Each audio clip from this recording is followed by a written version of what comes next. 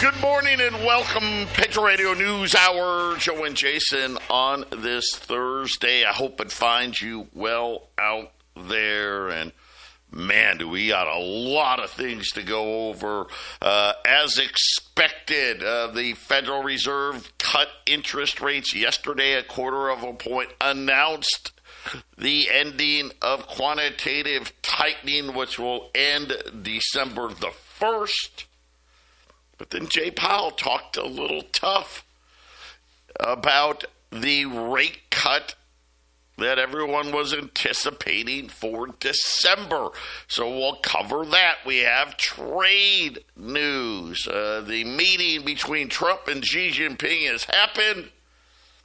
And I'll be honest, kind of looks like a victory for the Chinese, but we'll look at it. We'll tell you what to good news for soybean farmers. Tariffs get a little less, so let's call that a good thing. And China agreed not to rare earth us to death for another year.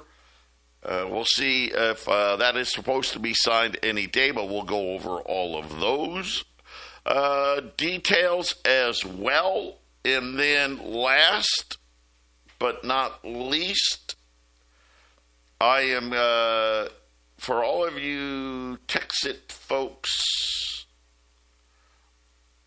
it's double down time, maybe triple down time. We just made the single biggest mining equipment purchase to date. We have now bought and paid for 12 mega mines. So funny. I mean, the first one, any day, right? Any day, the first one's going to go live. But essentially now, we've bought enough mega mines, 12 of them. That's over 40 million mega hash. It's almost half of the mine. We've sold about 17.5 mega hash. There's a reason he's buying so much more equipment than what has been sold, and I think you're going to see, I know it. Big things are coming. Get in. If you're already in, get more in. Get your friends in. Get your family in.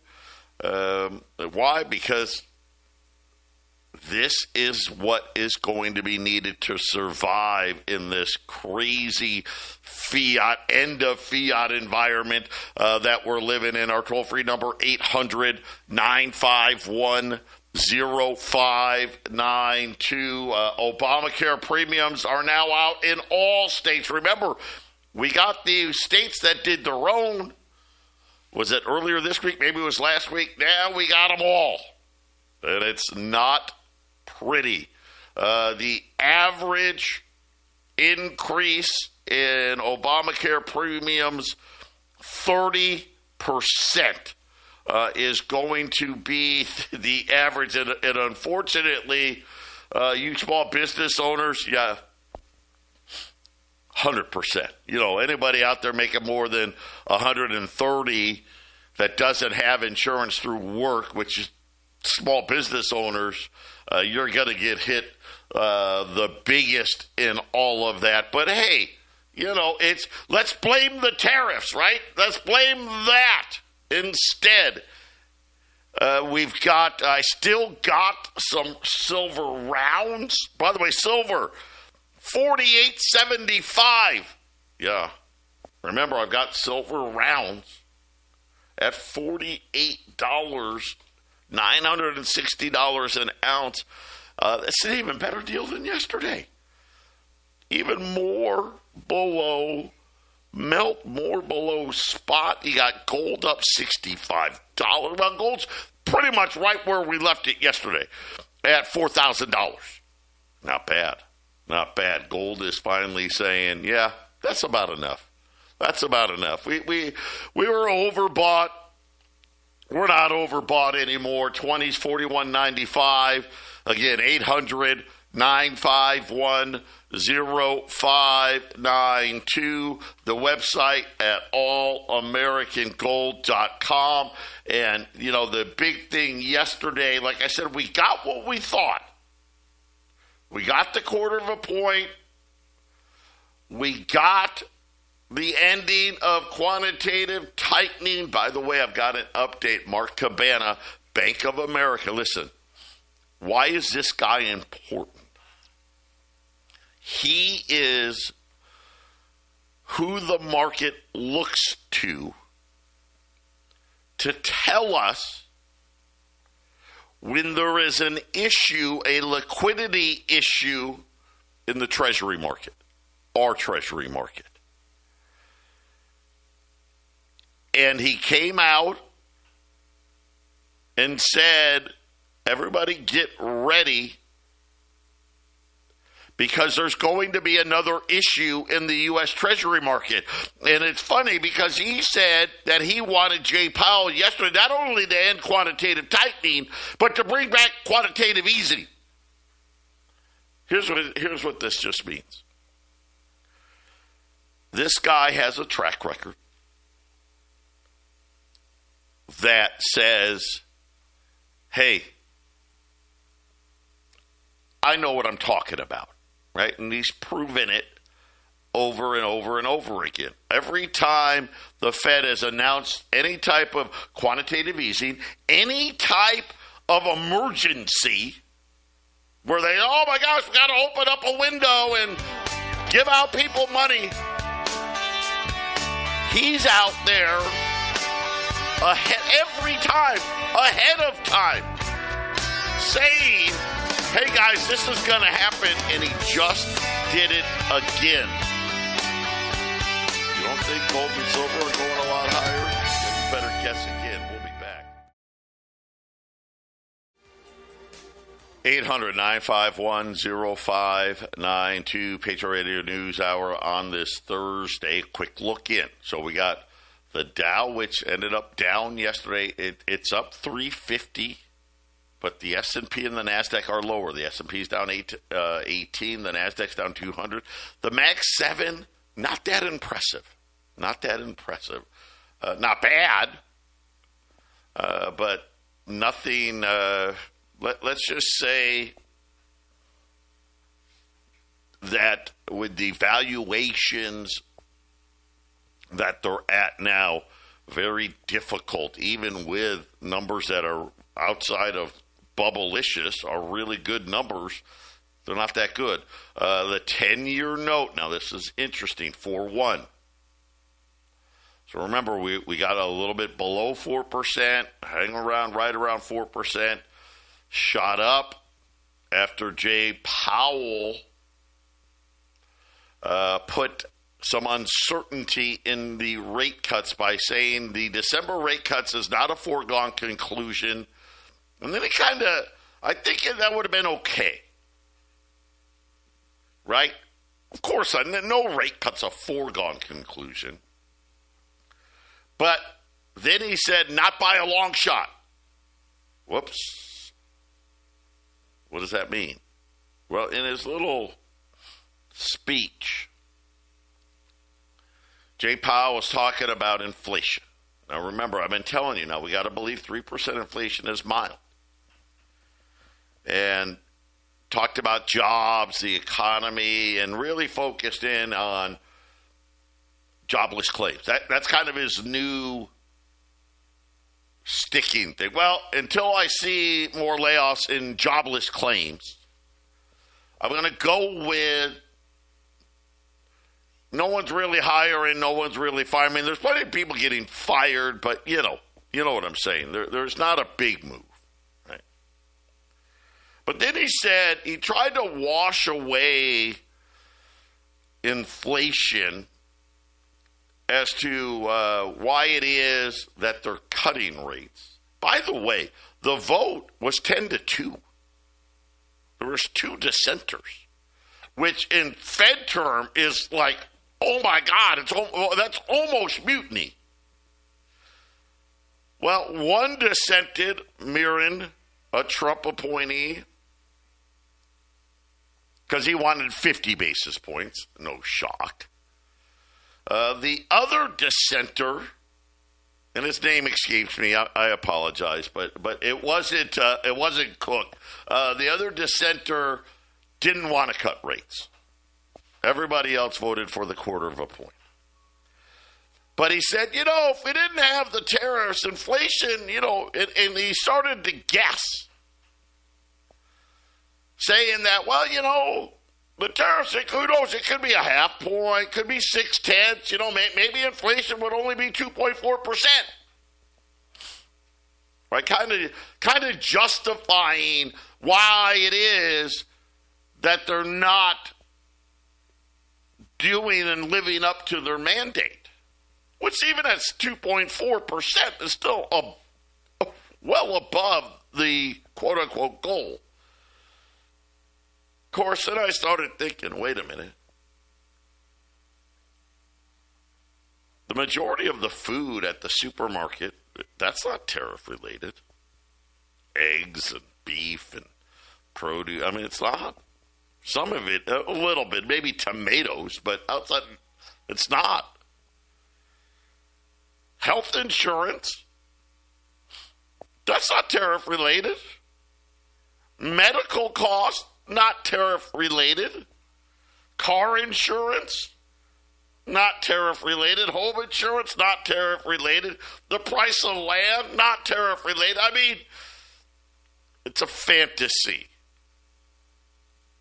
It's just a way for them to continue to gaslight everybody into believing that somehow they actually have a clue. They have no clue.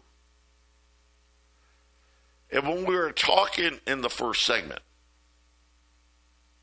he announced the end of quantitative tightening, and he said, we're going to end it in a month. And he goes, we're doing so little anyway, but we ought to give the market time. But let me tell you what's really going on. The repo facility keeps getting worse. Now, it's funny, because he didn't say that in his little conference, his little presser. And it's something where day by day now, more and more financial institutions are having to borrow from the Fed's repo facility. This is the same facility that had an extra $2.5 trillion in it. This is why they're cutting rates. This is why, oh, by the way, it was Jeffrey Schmidt. He was the guy that voted no, so just to let you know. But this is why Mark Cubana is out there saying, hey, guys, quantitative easing is coming back. And towards the end of Powell's conference, boy, they did such a good job. They had I want to say it was Steve Leisman, the guy on TV, the CNBC guy. By the way, gold's up. I did not tell you, gold's up 70. Did I tell you guys that? Silver's up $1.32. By the way, silver now almost $49. Right? We got silver rounds. What's left of the silver rounds at $48 a piece, $960. Yeah, get them.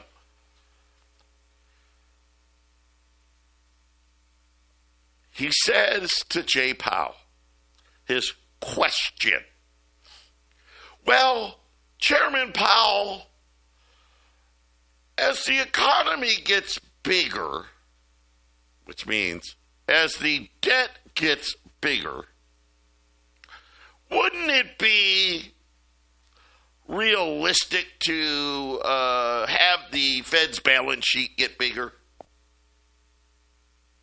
What? Wait a minute. Now we're going to go with this new story that the more debt we have is reason why the Fed's balance sheet has to get bigger. And Jay Powell, boy, he just leaned right. It was, I don't know. But it sure seemed scripted. And all as Jay Powell said was, well, yes, and that would stand to reason. Yeah, we're just going to have to, increase the balance sheet as the, quote, economy, what do they mean by economy? The debt gets bigger. Wow. Let me tell you what that means. Two things. They're not done cutting rates. Because obviously you want the rates as low as you can possibly get them. And I don't think they can't get them to zero again. I don't think. I mean, if the unemployment rate jumped up to 8, 9, 10%, then yeah, we could go to zero. But I'm just saying where we sit today, which is, they're calling it the K economy. That for those of you that don't know what the K economy is you've got the straight line of the K, then you've got the one angle, the upper angle, and then you've got the lower angle. Well, the people on the lower end, right, they're all sucking. And we've got one of these weird-looking Ks where the top is very small up near the top, right? And the down one's way up there. It's not a good K. But as long as the jobless claims and the unemployment rate hang out where it is right now, they won't be able to go to zero. And Jay Powell, whether it was a softball, whether it was a setup question, essentially just told everybody, well, you know what, here's the new normal, guys. We're just going to increase the size of our balance sheet because, the economy's bigger. No. The debt is bigger. See, that's the problem. Why do you have to increase the size of the balance sheet if GDP goes up? You wouldn't unless the debt was going up. Because why does the Fed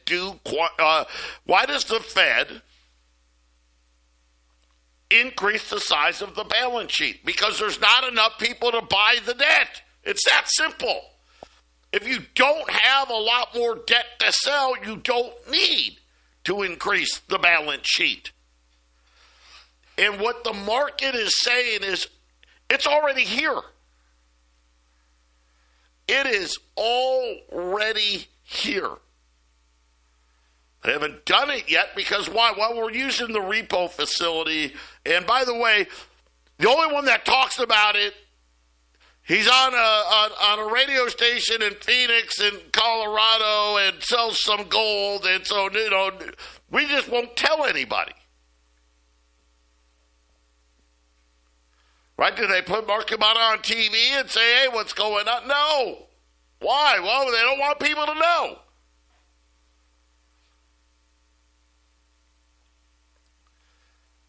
They are literally setting the stage for much, much higher cost of everything. That's what's coming. There's no end in sight.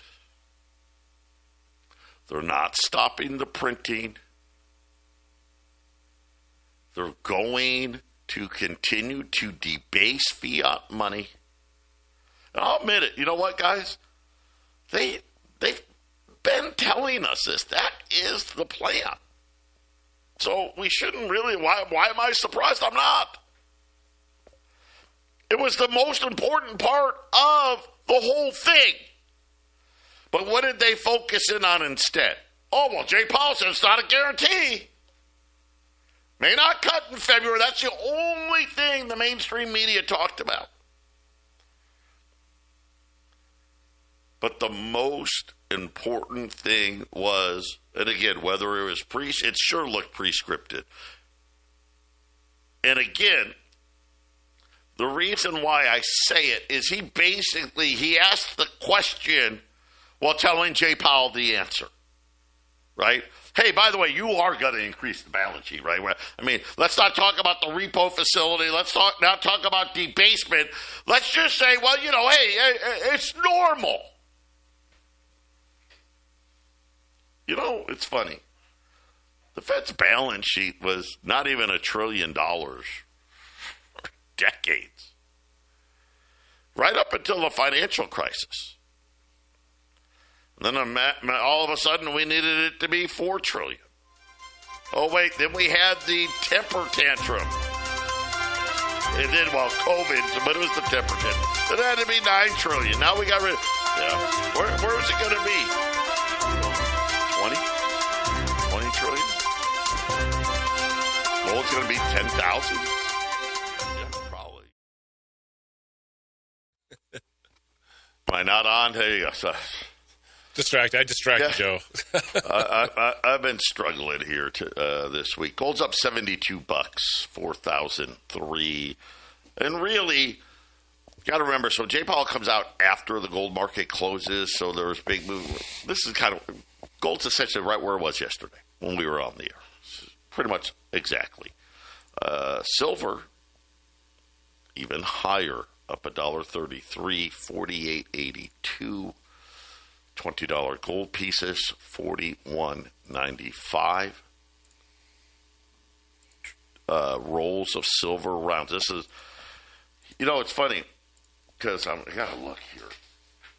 Let's see. Silver Eagles, $1,185 right now, because that's how high the premiums are right now. $6 over spot on silver, my cost, right? That's $1,100, right? That's what a roll of silver. That's my cost. So I'm making $85 on almost a $1,200 purchase, right? That's not a lot. That's pretty thin. But these rounds that we have, 395 Sunshine round, right? But you got to remember, Sunshine's the one that makes the planchets, the silver disc for the mint. Yep. They're the company that buys the 1,000-ounce silver bars from the COMEX, puts them into sheets, makes them into strips, makes the disc, the planchets, and then sends them to the mint to be stamped. $960. It's such a great deal. I mean, no offense. Yes, what do I pay more for a silver eagle than I do a silver round? Yes. Why? Because the premiums are cost more, right? Do I pay $225 a roll more for a silver eagle than a roll of silver rounds? Not even close. That's a huge value. Scoop them up. 800-951-0592. And just understand, we just got gaslighted again. They essentially laid the groundwork. Oh, yeah, we're going to increase our balance sheet. But we're not going to say that it's an emergency. We're just going to say, well, the debt's bigger, so it just makes sense that we've got to buy more of it. And that's going to be the new normal, Jason. See? It's fine. No, don't worry. So what? That's how little value the dollar really has, that No one really wants to buy it. And, oh, by the way, so what would happen if we didn't buy it? Simple. Rates would explode. Even though, look at the Fed, they lowered rates a quarter of a point, but the 10-year yield went higher. Mostly because, we don't know about December. I think December's happening, Jason. I think that was just a bunch of BS. And the balance sheet is getting ready. Quantitative easing's getting ready to make a comeback. Well, a lot of economic news can happen between now and Christmas, so I mean they can change. Yeah, that's true. The Fed has done emergency rate hikes or rate reductions, right? They just need an excuse. Something has to be float around in the news, and then you know what? This huge thing is really bothering us. We're going to lower another half point before the meeting because it's an emergency. So it can happen at any time. They try to give you the nice calm every 6 weeks meetings, and you have the guy in a suit that just is really boring that nobody wants to see generally. And then when there's an emergency, the guy gets to strut out there is like, we're going to make a big decision because look at the news. And whatever's going to happen. Yeah, well, I mean, COVID was going to happen, or something of the level of COVID was going to happen because economically things were getting ready to do. If we took COVID and just disappeared in 2020, it was all gone, how would they have explained crashing and burning it? Well, yeah, COVID probably did stir the markets up a little. It probably made it faster, right, Joe? But it was going to happen. Right. That 33%, the market went down. Maybe it wouldn't have stopped at 33% if you didn't have the boogeyman to blame it on. So, yeah, Joe, the rate reduction in December, they're lowering it as of yesterday, and they shouldn't. I mean, out of all the rate, all the stuff you talk about, Joe, all the years of this, rates this and the Fed that, and quantitative easing, quantitative tightening, and all the terms that get thrown out there, the taper tantrum, all that stuff, right?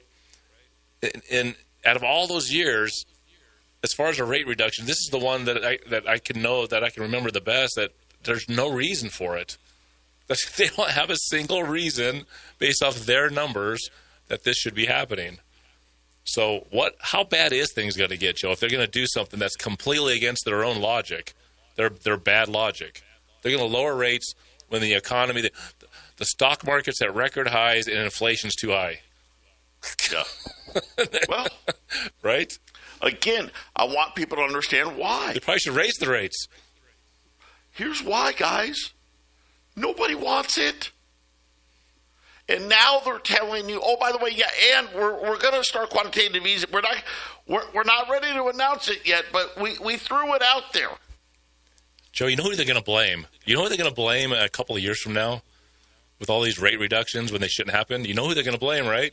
They're going to blame Donald Trump. He was the one screaming and hollering out loud right in front of the whole world, drop these rates, I dropped the rates. Well, in a couple of years from now when we have our preemptive market crash, that's what they're going to point at. These guys are all working together. It's such a show. It's such a circus show, Yeah. And he'll be leaving office in a couple of years. So who cares if Donald Trump gets blamed? He can't lose an election. He'll be done. Well, he did say that he's not going to run for re-election. Finally, he did say it. No, they'll get somebody else. It probably needs to be a Democrat in 28. That's just the way it goes. Yeah. Well. And other news. So, okay, guys, so I set the table for you. Get your gold and silver. Pick it up. And understand, man, wow, you are going to need more income. I'm sorry. Now, for those that, hey, I did real well good. The guys on the upper part, I love it. Someone texted me, the straight line of the K, right? That's the debt. Right? Just going up like a rocket ship. And the higher that goes, right, the less and less people are on the upside of that K. When we get back, I'm going to tell you the big deal with the Chinese. And then you tell me who won that. I don't even know if it's winning, right? But I'll give you all the details. We're back here, the half-empty cup, Joe and Jason, on this Thursday. Really quickly, let's go over the meeting with Xi Jinping. Here's what's going to happen. China's resumed soybean purchases.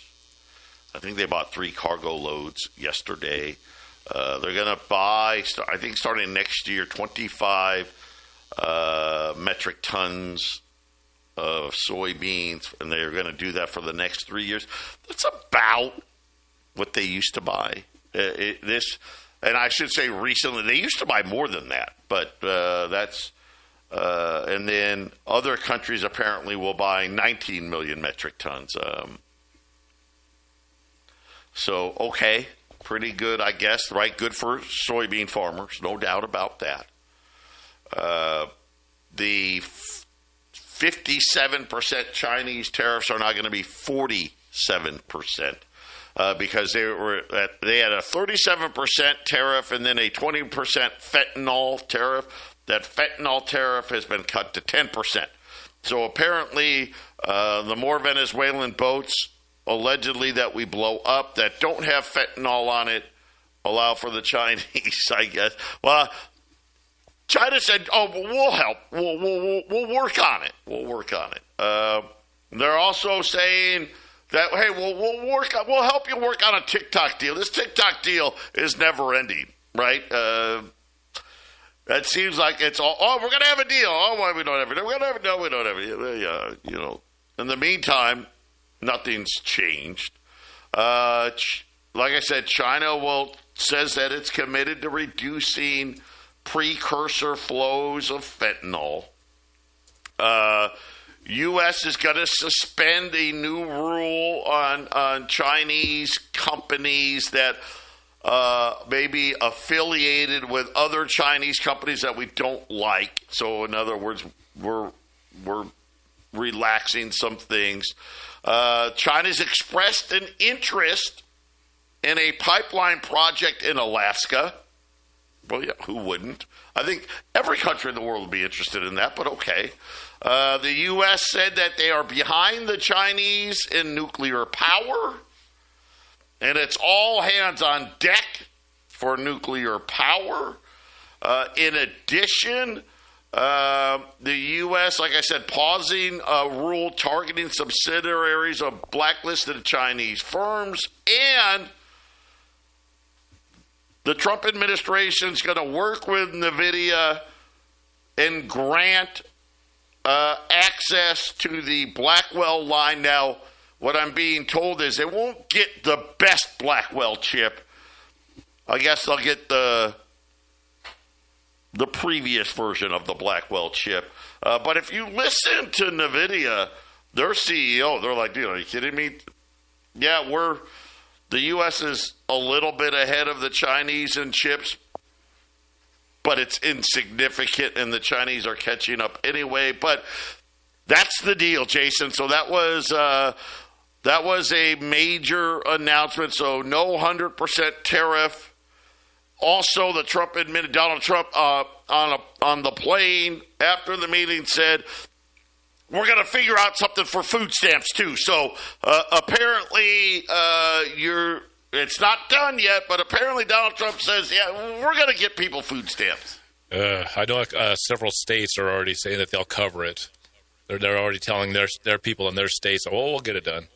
So I guess the states aren't quite as broke as they pretend to be. I know New Mexico is one I read. Listen, we're going to have the food stamps. New Mexico has like 20% of their population. I think they're the worst state in the country. They have more people on food stamps than anybody else. So they got to, that'd be bad in New Mexico. Listen, tacos for everybody, right? That's what they right? The Trump thing, the taco thing, and all these threats. I don't know. If this is what they were going to do, kind of ridiculous, right? Beavis and Butthead always loved Taco Day. Yes. even when the principal gave them free passes to leave school because Bill Clinton was visiting the school, they said, "Well, we got to go to school. It's Taco Day." They had to go. Tacos. It's Taco Tuesday. Well, now I guess it's Taco Thursday today. Don't worry, for those of you on food stamps, Trump says you're going to be able to have tacos. Everybody wins. In case you don't know what taco is, it's Trump always chickens out. That's what the liberal Democrats sort of stab at, and that he makes big threats. And lately, this term he's not quite made out on all of them. The first term, every time he stomped around, it happened. But this term has not been quite as easy for him. Yeah, so I guess the government shutdown continues. I guess I thought it was going to November, Joe. I'm pretty sure I think it'll go for another week. I think they really want to see what happens when the food stamps aren't getting paid, or what happens if the government stops paying food stamps. Well, I don't know. It looks like they may have went. I'll say this: it's probably going to be the air traffic controllers. That's you know what I thought for sure. Okay, don't give people food stamps. They'll fix that stuff lickety split because it'll be bad. Now, if they're gonna pay them. And I don't know how, but, they'll come up with the money somewhere. They're going to, I think, try to pay the troops again this Friday, I think. But not the air traffic controllers. So the air traffic controllers all just need to basically not go to work. How long could you go if there was no flights? I mean, we did it for COVID. How long did that last? Or after 9/11? What did they go, like 3 days? It really shows you the power of the central bank. If you're Elon Musk, isn't this an opportunity? Hey, I can loan you some money. You just pay back. You just pay back with this high interest, and then I make some money. Give me my $1 trillion, and then I'll lend it to you. But Joe, they don't do it. There's a reason they don't do it. You're not allowed to loan to the government. Only one company gets to loan to the government, Joe. That's right. We'll be back. Final segment. We're back here. Sorry about that. No, we're not on the half. Patriot Radio News Hour, wrapping up this Thursday. Again, rolls around well below spot now. Spot almost $49. Wow. Rolls around 960. Gold is now at a 4,007. $20 gold pieces. 41.95 at 800-951-0592. And text it. Boy, you're going to need income. And of course, I've been warning about these healthcare premiums for like a year. I'm like, they screwed up. These things it's not tariffs. The Fed is getting ready to go back to quantitative easing. There's already liquidity problems in the U.S. debt market. They just don't want to tell you, oh, well, we got this repo facility. It's fine. It's fine. Don't worry about it. Yeah, we're going to start it again. I think that just means they're going to bring rates as low as they can. And my guess is, I don't know, maybe 3, 2.5, 3 is probably the best they're going to get to where inflation is just so overwhelming that they can't do it. Because you really don't want to expand your balance sheet unless rates are zero, right? That's when they've been, that's when they do it. Well, that's not going to happen this time around, I don't think. I think gold and silver are going to skyrocket. Well, they already are, but they got a long way to go. I would not be surprised if they start talking gold revaluation late next year as a way to buy some time. And at that point, might as well just make it $10,000, right? Why not? Because then you can be like, hey, we got $3 trillion. And then, of course, big news out of Texas today, another massive purchase. We now are have purchased enough equipment for almost 23 million mega hash. We've only sold 17 million mega hash, so we're way ahead. But the realities are we have bought enough containers now that the power will be 40 million mega hash. And I believe, don't quote me on this, but I believe we already got 4 containers in Texas. Just they're going to start turning on here week by week. That the next round is in the ocean already. But we just bought 4 more containers, another 156 miners. Guys, this is just a huge indication to me that they have some big things lined up when it comes to Layer 2, and they just are now racing to get the mine big enough to support it. Again, we got to remember, you don't need 100 million mega hash for Layer 2. Right? My guess is, I don't know, 20 million would be plenty to start, and we've gotten over that, and it looks like we are racing as fast as Foghash can build them and put them in the ocean, those containers.